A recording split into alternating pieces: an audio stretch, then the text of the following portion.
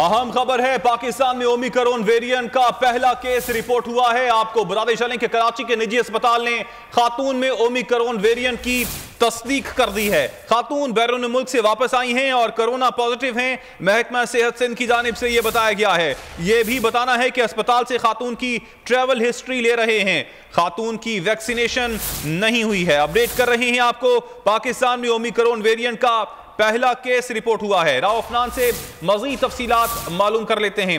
राव अफनान, बताया जा रहा है कि इस खातून की वैक्सीनेशन ही नहीं हुई है, तो वैक्सीनेशन बिना ये एयरपोर्ट तक कैसे पहुंची और फिर ये लैंड कैसे कर गई?